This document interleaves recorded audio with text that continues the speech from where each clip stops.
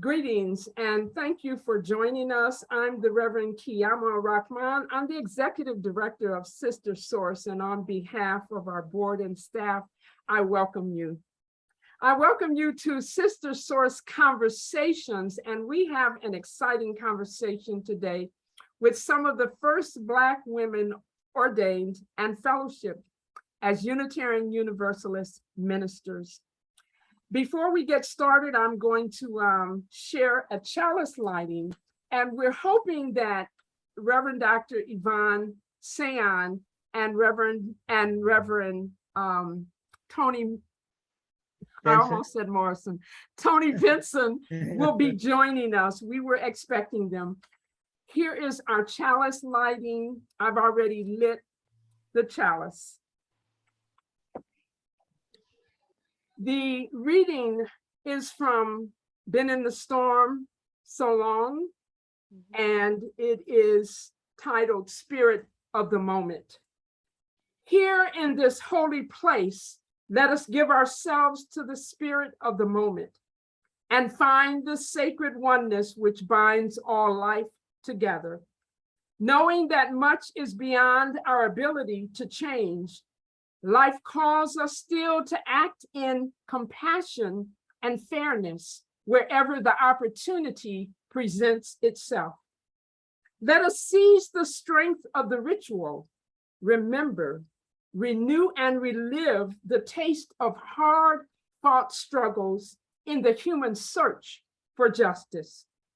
We are hungry for the lessons of the past and for guidance toward the promise of the future.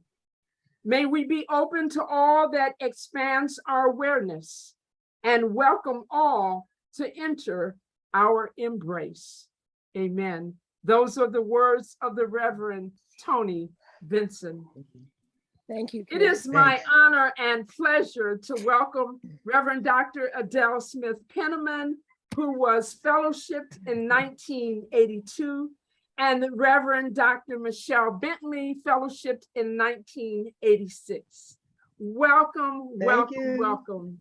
It is an honor to have you all and to begin this conversation with the two of you, with me facilitating. So let's just start in present time.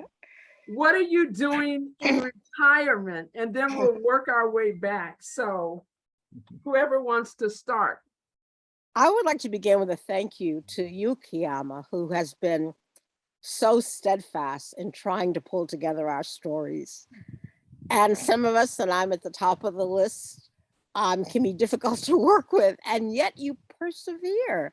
I am really impressed. You've done a great job. You've done a great job. Thank you. So life is good. I've been retired from full-time ministry for a while, but that doesn't mean that life isn't full. In retirement, amazing circle of family and friends, and the outdoors, camping, woods, hiking, and new interests, including cello and weaving, and I have a couple of big craft fairs coming up. I'm doing a lot of writing. I really feel connected to people and to land. And one thing about being retired is that I can choose where to place myself in a faith community. I live in Western Massachusetts, which has many, many positives, but clearly not congregations with lots of folks of darker hue, with justice at the center. And COVID has enabled me to zoom in for 2+ years to Riverside Church in New York City, where I was a member. When I was 68, when I graduated, I went to New York, was a member of Riverside, and found it so compelling that it was a major factor in deciding to go into seminary. And they just called a dynamic senior minister, an African-American woman, And I am 75, and it's kind of sad that it's not till I'm 75 that I can say my minister is an African American woman. Mm, mm, mm. Mhm. Thank you. Amen. Thank you. Oh, it's so good to be with you, Adele. And I don't know if I've ever been in your presence, have we? Oh, yes. Okay, well, Yeah. I'm 73 and I'm getting forgetful, Oh, yeah. Yeah. but not nearly as much as I would have liked over my ministry. Yeah. I missed you and Yvonne, particularly because you were ahead of me. So it was kind of a, um, and then Tony was on the West Coast and we would meet more often at Mm. General Assembly or our own meetings. So that was a great connection. Mhm. And then Kiama, you came into my life and we've kind of been colleagues for many years now. And so thank you for continuing um, this work and pulling me along as well. I appreciate it because I'm trying to be retired. I'm trying to be retired. But I've done baby dedications like neighbors across the street. One's Jewish, one's African American. And so who better to do it with rabbi than the Unitarian Universalist clergywoman? So that those kinds of things. And I continue here and there to bury some family, they'll do those kind of rituals and friends. And so that has been the ritual part of ministry I really enjoy. I've got 3 grandchildren now, and my 2 kids and their families all live close by. So that is a big part of my life, and my husband of 35 years. Wow. And he's just retiring. So we've been spending more time together. I've always been an athlete, so I'm doing a little golf. I'm in 2 bowling leagues.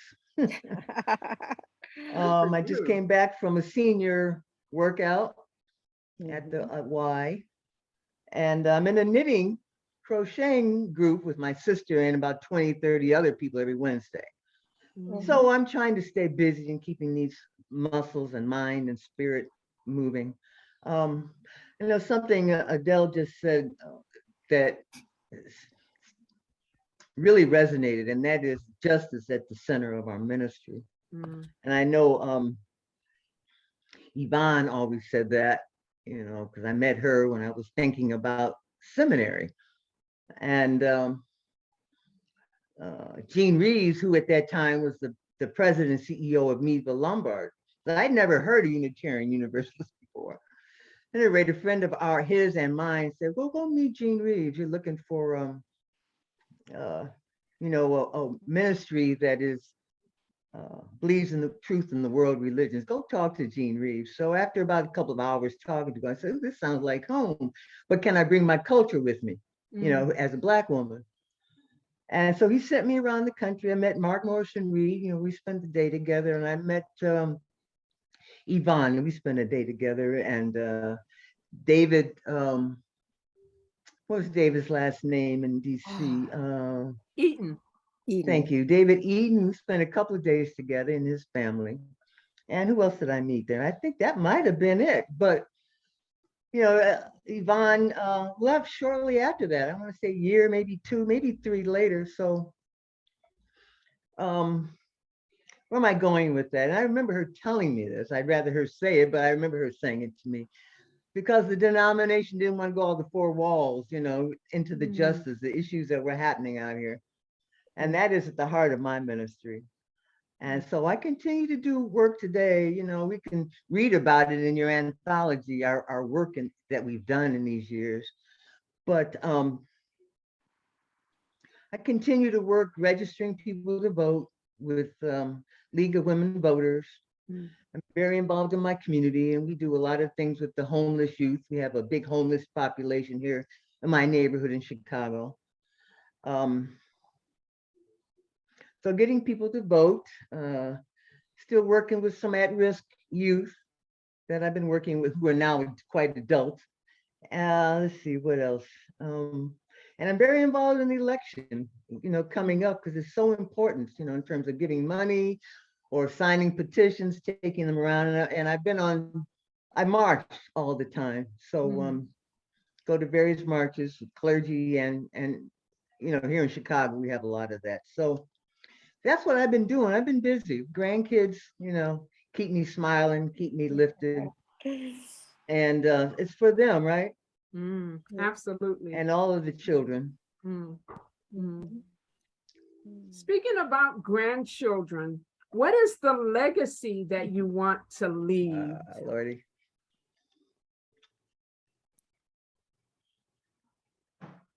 They are continuing.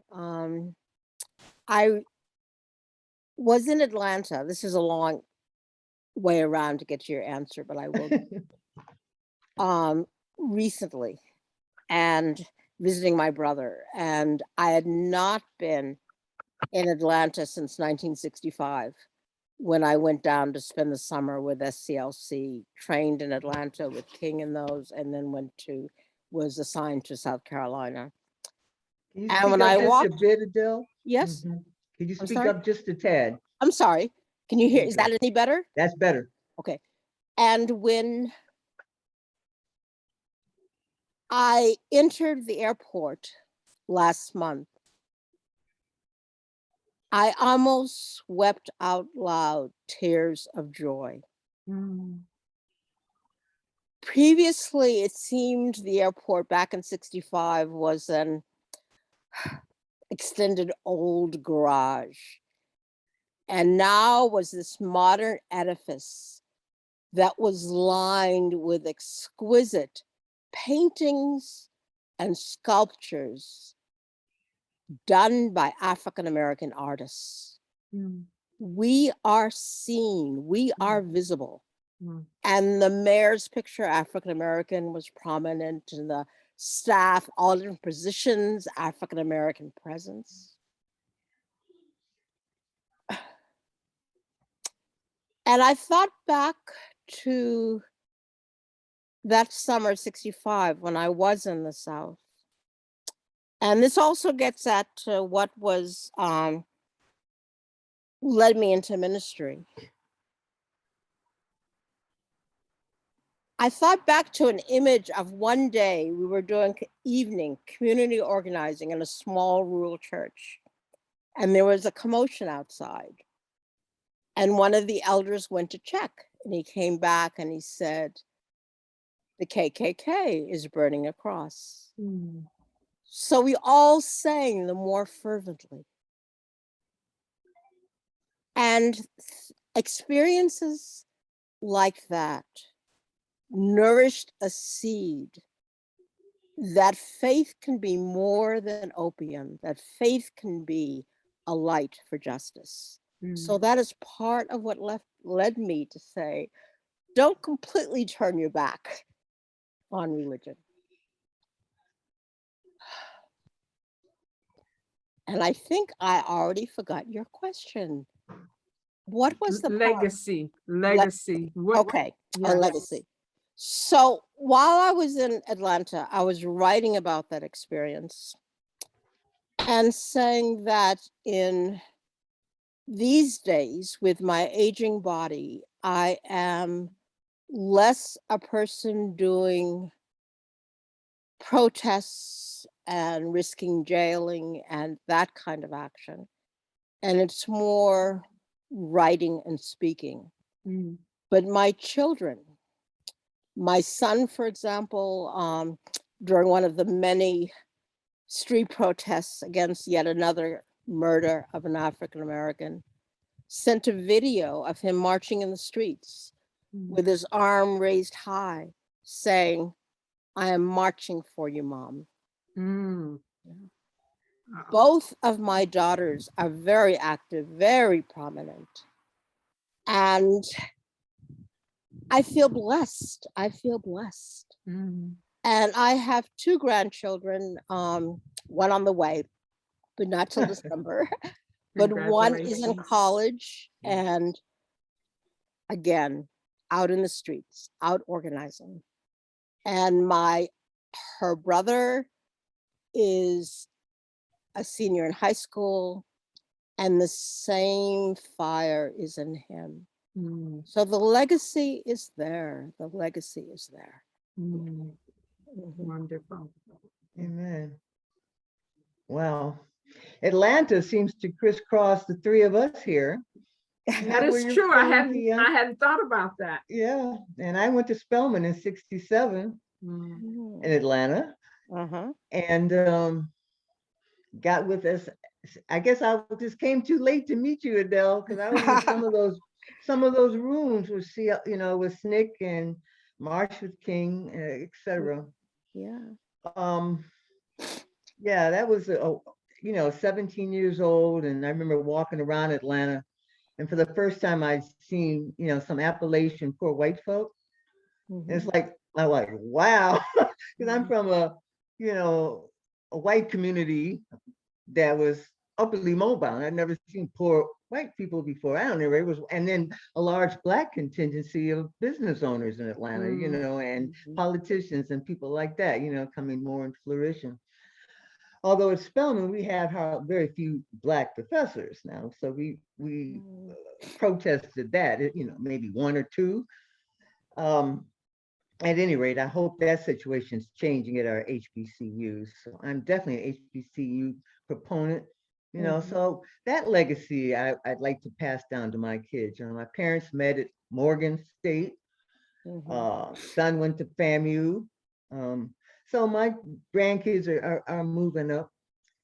I remember recently my 6-year-old was at a protest and his dad sent me a picture of him with his arms raised like this, Black, power. It was a George George Foreman Floyd. Yeah. rally march. Glory.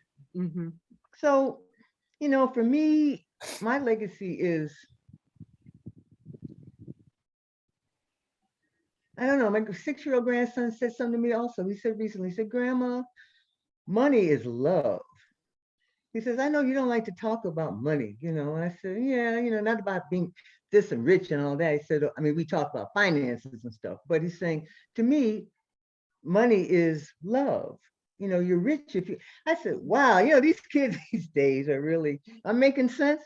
Mm. Love, money, let's see, money is love. You're rich if you have love. So I guess they're getting some legacy about justice and about, you know, um, not the materialistic things, but the spiritual things, the things of the heart. Mm. You still have to get a good education. Mhm. You still have to take care of yourself and help everybody that you can. Yeah. But and then you go your own route. I will love you unconditionally. That's a legacy I want to pass on. Mhm. Um, hard work, fairness, those kinds of things. So I want to ask my you a question. legacy, I want to ask you a question, Michelle, and it may not yeah, be pertinent to the tape, but I'm curious. In 1964, when I was looking at schools, and I saw 64. 64, I looked at the maybe 63, but whatever, the Spelman catalog, and at that time it said that if I were to leave campus, I'd have to wear a skirt, and I couldn't have an afro. Do they change it by the time you got there? I Oh, didn't even apply. That that was is such no a way. great question. That was no way. Girl, 67, we had folks coming from the Panthers from California. We had sisters from Chicago and New York, and us northern folks. We were stripping these hair. We all came out with naturals. We organized and we tried to get rid of all of those archaic rules, So Uh-huh. we were definitely not wearing skirts all around. Oh. But the rules were still kind of, so we that's when we locked us some folks. Where Samuel Jackson was with us and his wife, she was at Spelman, he was at Morehouse. Mm. And I must admit, we locked up some folks for a couple of days. Atlanta University was having a meeting of a board Mhm. at Morehouse. And so anyway, we wanted some changes. They said we couldn't take classes at Morehouse. that kind of nonsense, you know what I mean? So Mm. we rallied to do, along with Vietnam, et cetera, but we wanted some changes at our institutions. And then they put me out after my second year, so I don't know. But some of those rules we addressed, Adele, Good, and good. I went there because I thought female power. Yeah. I didn't have to be on the government or something. I could kind of bypass that, that kind of ism. And it was a wonderful experience, albeit 2 years, Mhm. but that was okay.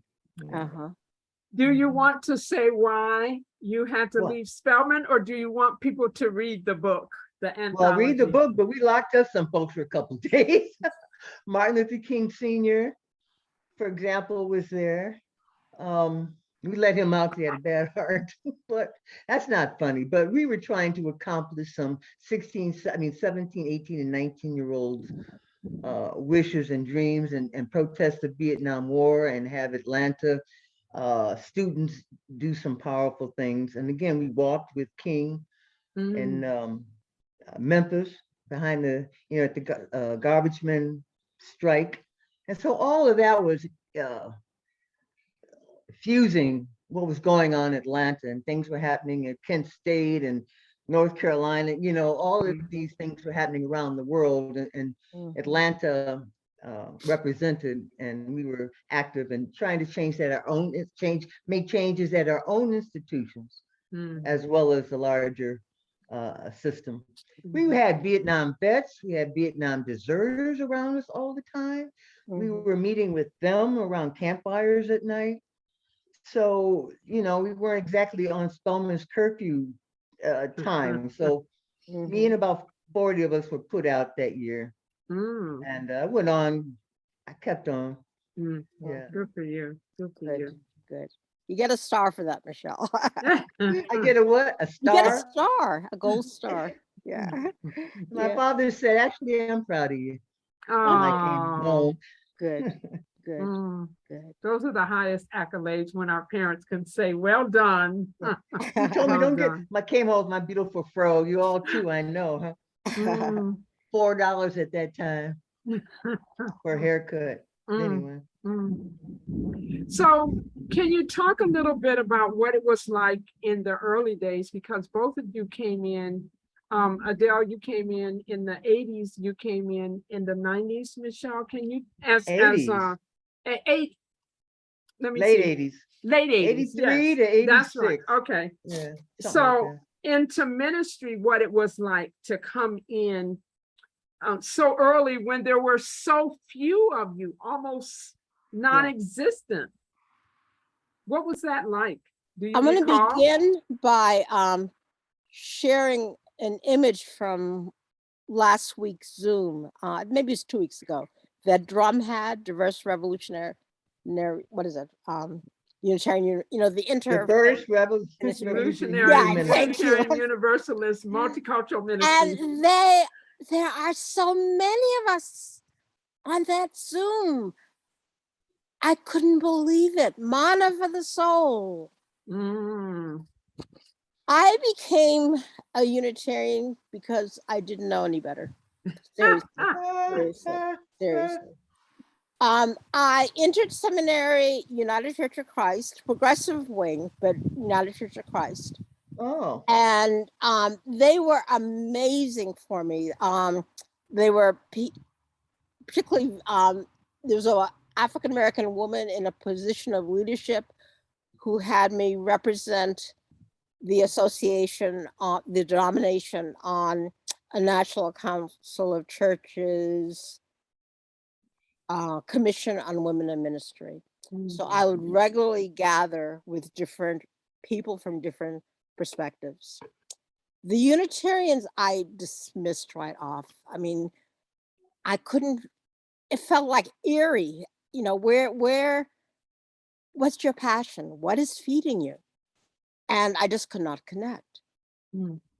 But in seminary, I had, you may remember from church history, the Trinitarian controversy.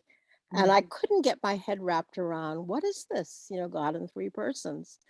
So shortly after I finished seminary, I asked the UCC to no longer consider me in care in preparation for ministry.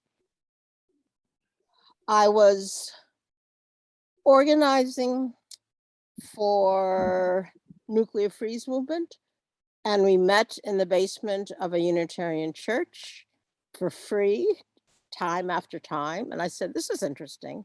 So I went upstairs and I said, yeah, this isn't too bad. But had I had people I could turn to,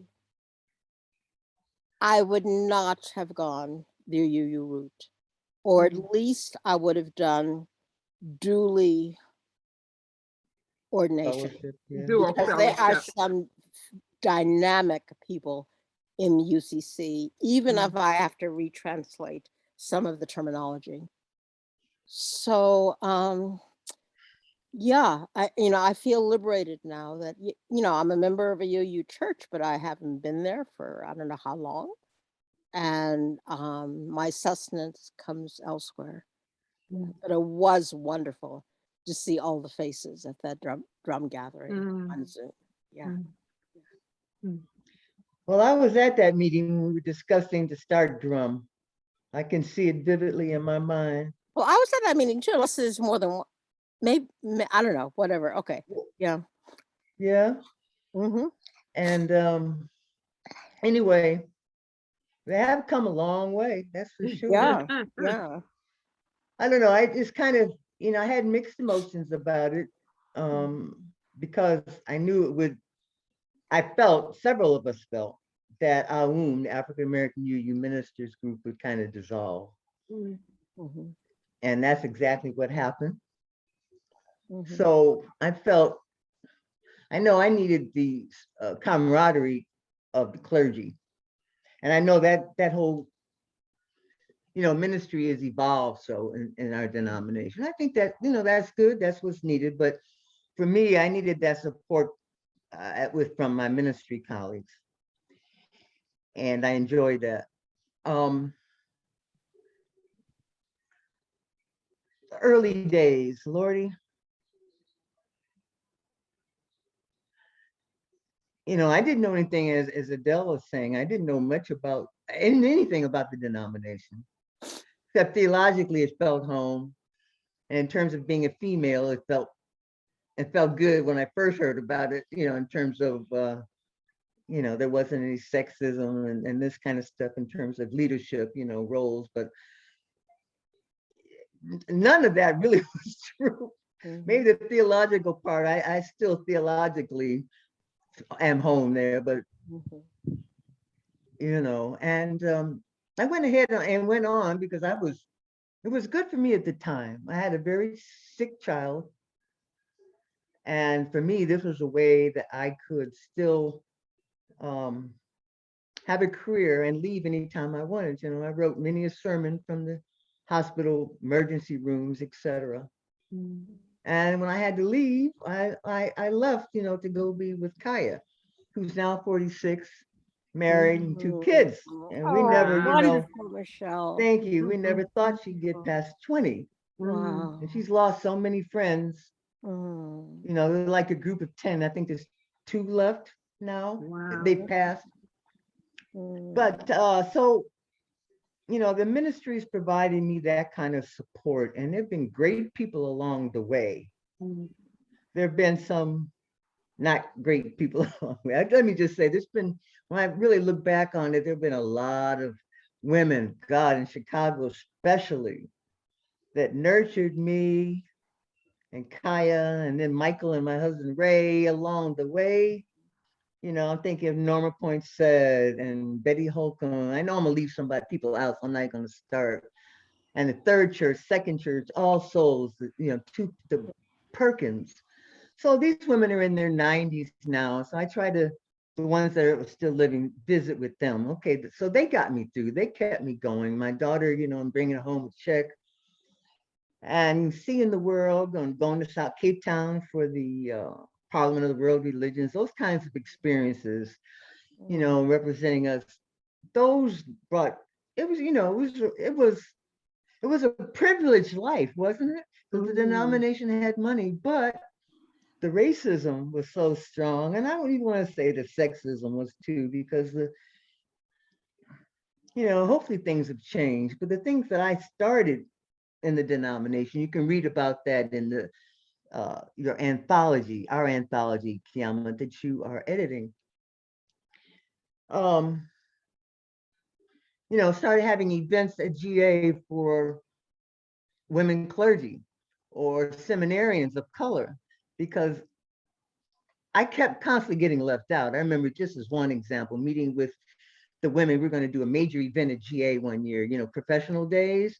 And that only comes around once in 10 years, so women we got gathered for a year, clergy, to talk about what we're going to present. And I went, I was on the faculty at Meadville at the time. So I represented women of color, and we talked about how it's going to be diverse and this and that. And she gets up there and makes a presentation at General Assembly in the last 20 seconds.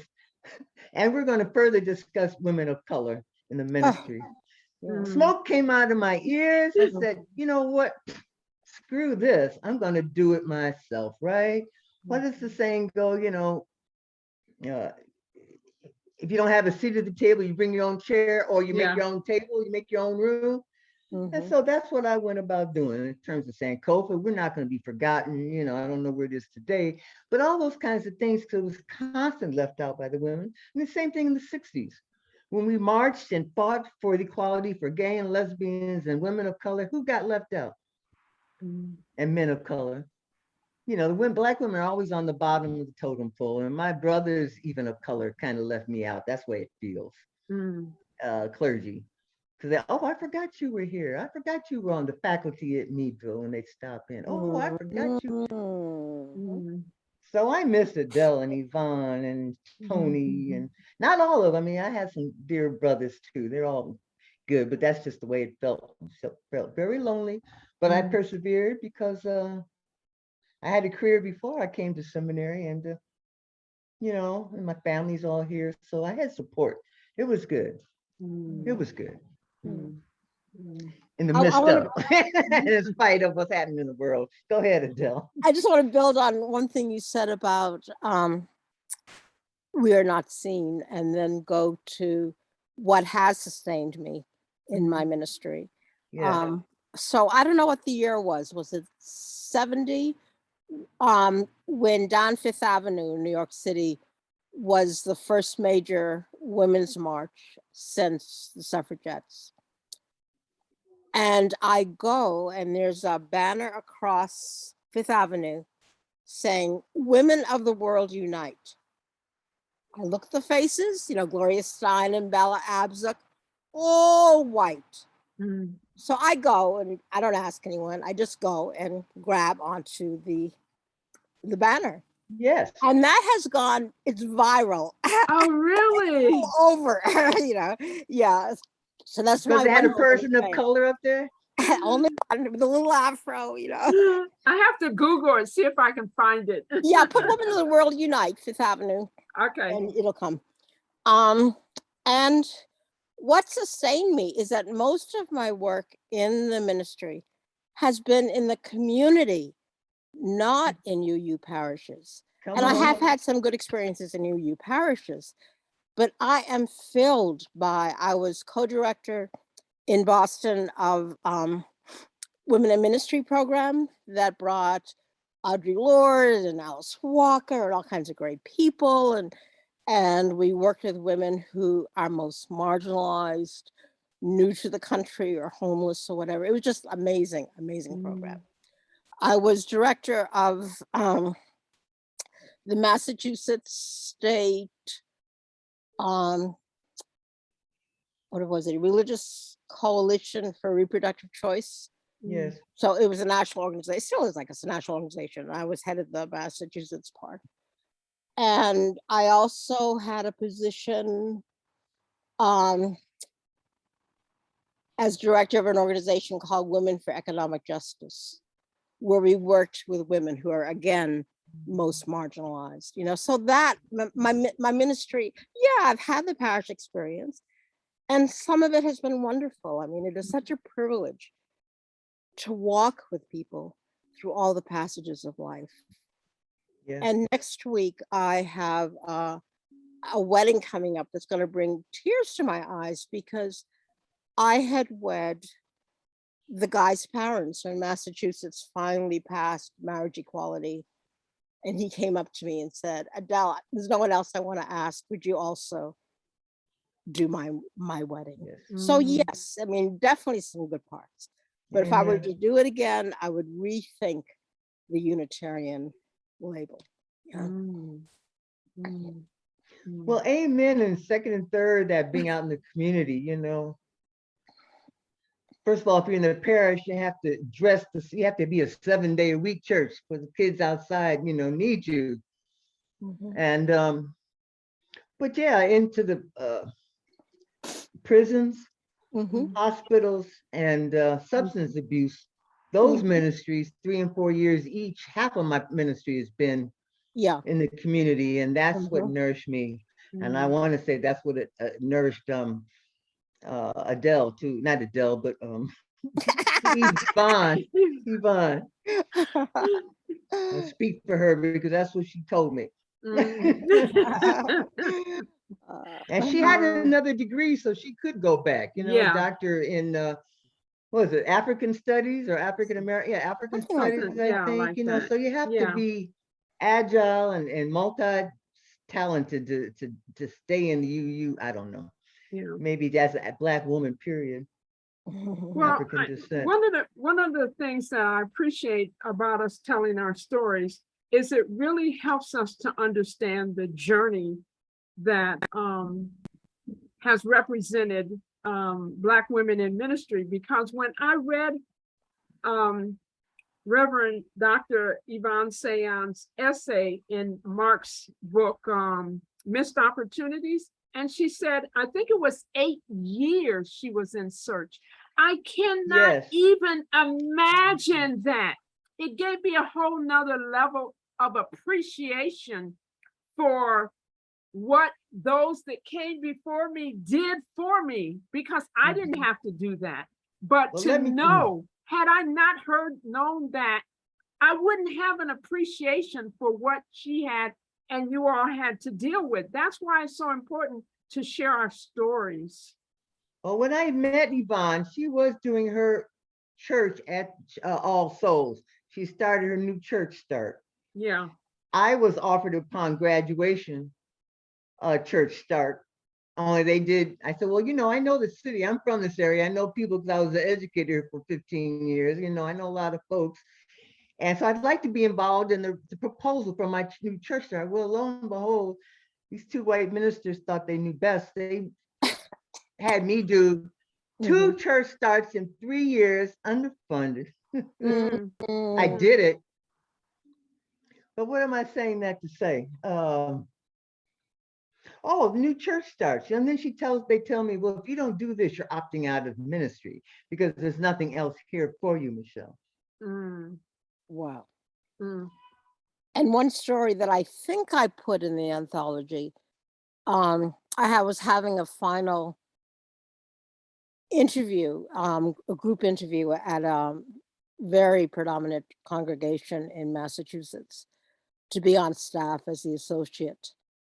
And the elder, a very well-known UU minister, someone on the committee said to me, Adele, what would it be like for you to be in this congregation when it is, I don't know if they use the word predominantly or only or whatever, but white was the answer. And I said, well, I have been in situations where there have been many white people. And from time to time, there might be tensions. And the elder minister, interrupted me and said, Adele, there will be no tensions. We are a very liberal congregation. Mm. I wanted to flee immediately, but I waited till after the interview was out. And then I went to become director of the co-director of the Women's Theological Center. I was not going to be in this white congregation that wouldn't even think Mm. race could be an issue. Yeah. Hmm. Mm. Mhm. When I think about the issue of white supremacy and racism, Mhm. I think about the period of time where, I'm trying to remember what year that was, it was fairly recent, when there were some hiring and staffing patterns that became known in the larger UU world, and people were outraged. They were furious. That was one of the moments that I thought, what the hell am I doing here? What is going on? Now, I didn't leave, but it really shook my belief in the ability of UUs to transform the culture of white supremacy. Mhm. And yet what came out of it were these white supremacy teach-ins. And I wasn't planning to do one at my congregation because I did not feel like there were allies and Mhm. there would not be enough support of people having my back. But when I saw the number of colleagues that had begun to do these white supremacy teach-ins, I thought, I can't be chicken. I have to do this. And so I did it. But it also was a moment where I really thought about what was going on, in the sense that here I'd been doing all of this work. When I came in 1991, 92, the UUA had declared this anti-racism training. I was on the Women's Federation board. The UUA board had training. Everybody was required to undergo training. That was their commitment.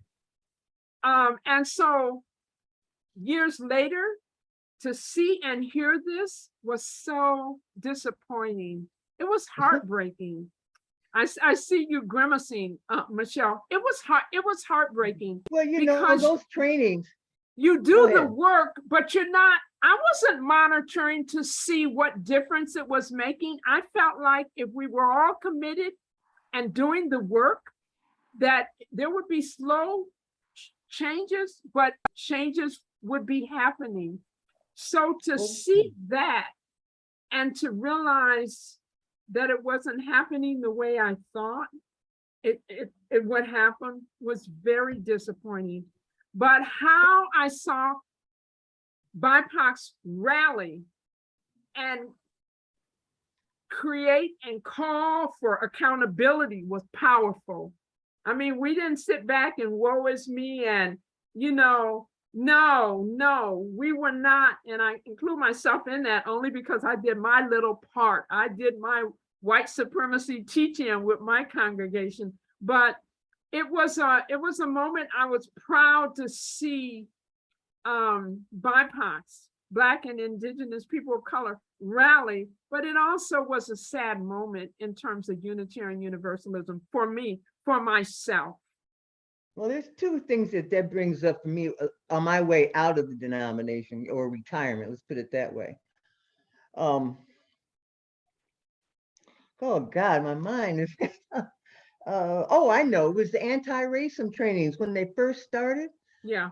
Like you say, they were everywhere. So we get into it, but at the end of it, it was always the Black people, and I include myself, sharing our guts. For these folks to understand. And I'm saying, you know what?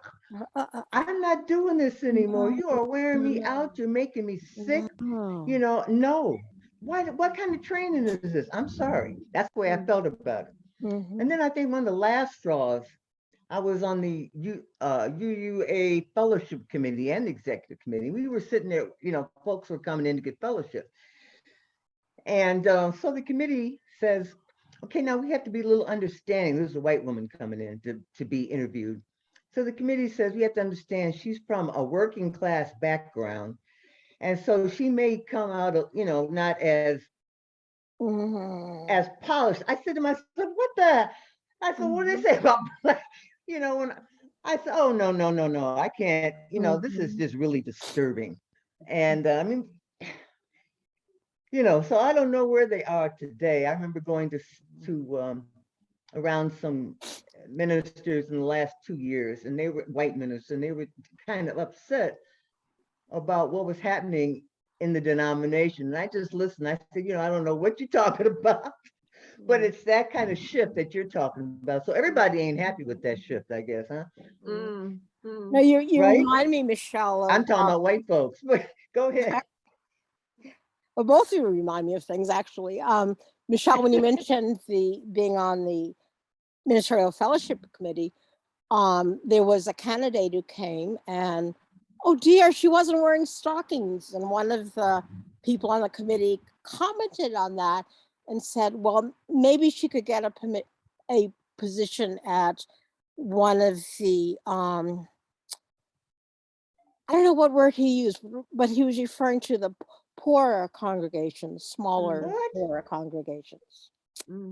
And then there was another time when I commented to another colleague on the committee that, we have another candidate of color who is going to be coming before us.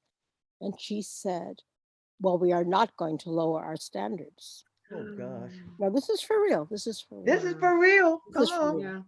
And then, I don't know if you both recall Journey Toward Wholeness.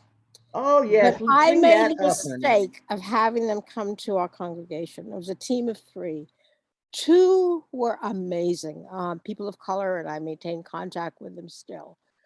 The third one, no matter how much I prepped her, this is going to be a very different situation because I am an African-American minister here.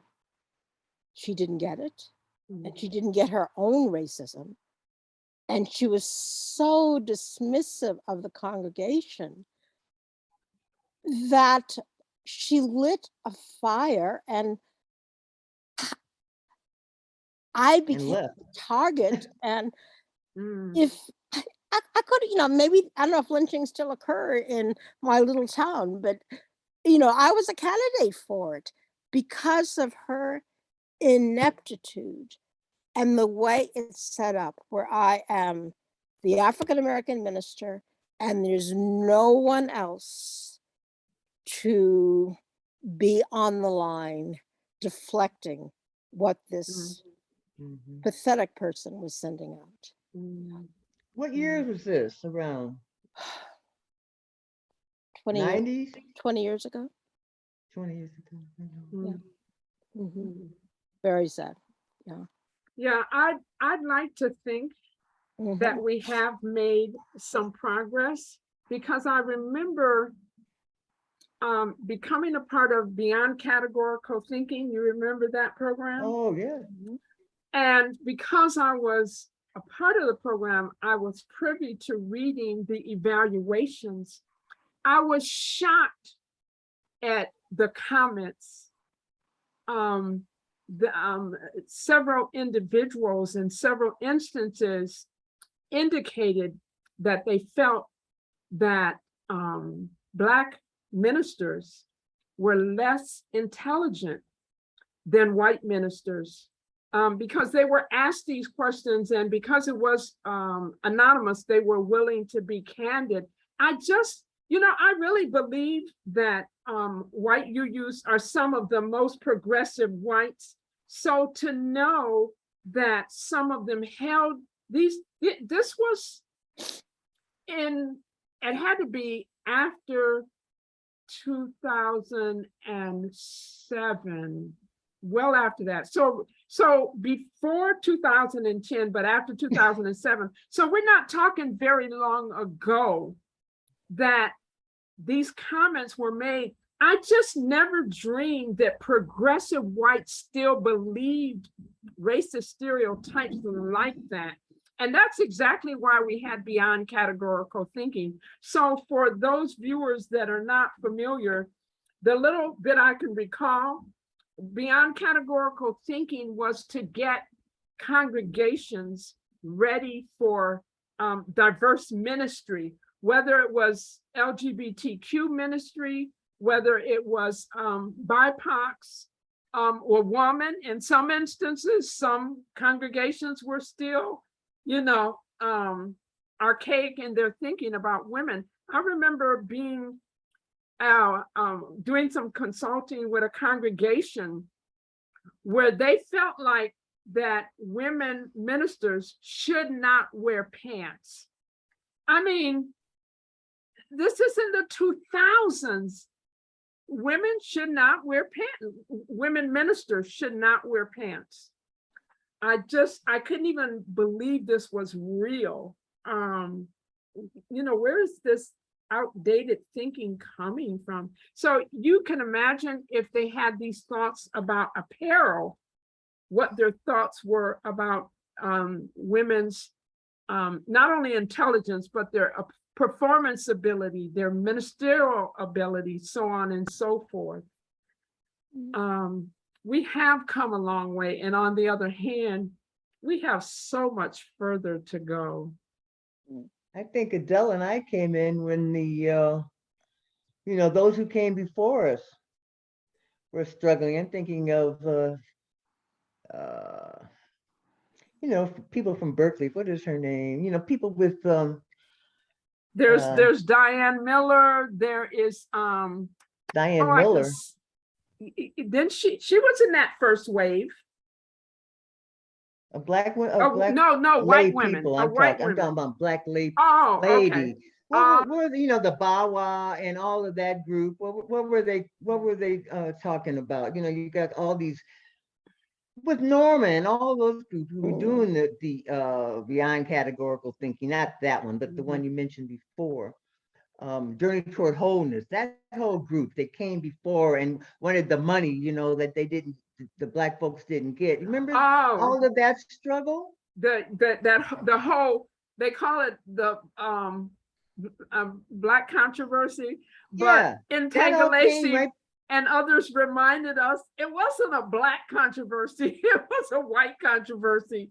But it's the same thing when we came, it's the same thing, only we became clergy. It's the same thing. And now you all are coming behind us. It's the same thing. At least you have more numbers. I just hope those numbers are solid. And I don't know. I don't know what's happening in the denomination now. Now I'm going to ask for a time check. Yes. I am feeling drained because we've been talking about some hard stuff at the end, and I want to make sure we talk about what are we looking forward to before we close up. So I think we're right at the point where we can start moving in that direction, because I had anticipated about an hour and it's a little after 4:09. So let's move the conversation to where we want to move it to. What's on top? Well,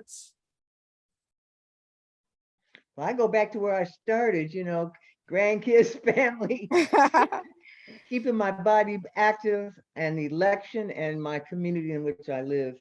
So that's what I'm going to do, and do some more traveling, if the climate out here in the world allows it. Yeah. And Adele's daughter does some wonderful meditation. I know she can speak to it more than I, but I've been on there a couple of times, and that's very soothing in the West African tradition, I believe. Yes. And I have another daughter who is a pretty much full-time performance poet, and she last Friday was at the UN what is it the action wing that meets when the guys in the suits have the General Assembly. Yes. She did a poem, and I will send you the link, because when time gets hard, I put on my daughter's poetry and to remind me of how, not only how to center, but what's most important. Yeah. Well, any parting words before we wrap up?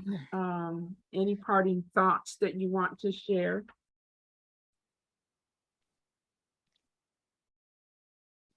Well, I just Well, I want want to to say, thank both of you. Michelle, you have hung in there.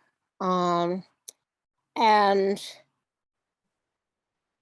my sense is that in a fairly steady way, where I needed to pull back and regroup from time to time. And I know I was one of the people that wasn't there when you were saying, where's Adele, you know? So it's wonderful in this context to reconnect and to see the wonderful things that you continue to do. And I'm so thankful that your daughter is okay. I wanted to ask, but it's the kind of question, you know, if it weren't that she's okay, I didn't want to bring it up in this call. So thank you very much for sharing that. thank you. And Adele, I always had you in my heart, and I knew, I understand, put it that way. I understood. Yeah. I just missed you.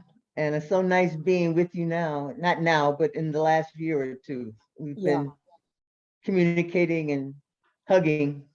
Uh-huh. And Kiama, we can continue, go hear some more Rasta, music or something. Some reggae. I just want to encourage you, hang in there too, Kiama. Thank you. And I'm going to encourage everybody to get out there and vote, because we have to vote, Oh. and encourage everybody to get out here, because as if our lives depended upon it, because it does. It does. It does. And Thank this And would is a you believe- denomination, peace. And I still have my chalice. Oh. That's my, even though I don't go to church. Oh, I go to church here and there, and with my dog and the beach. But anyway, Are you near the lake? I am. I'm walking distance. Grew up here. Wow, wonderful, wonderful, wonderful. Thank you. Um, Well, thank you so both good. ladies for joining us. mhm. I bid you farewell until the next Sister Source Conversations. Okay. Blessings on you. Thank you Dear. so much. Thank you. Love you guys. Take care. Love you. Bye. Bye now. Bye-bye.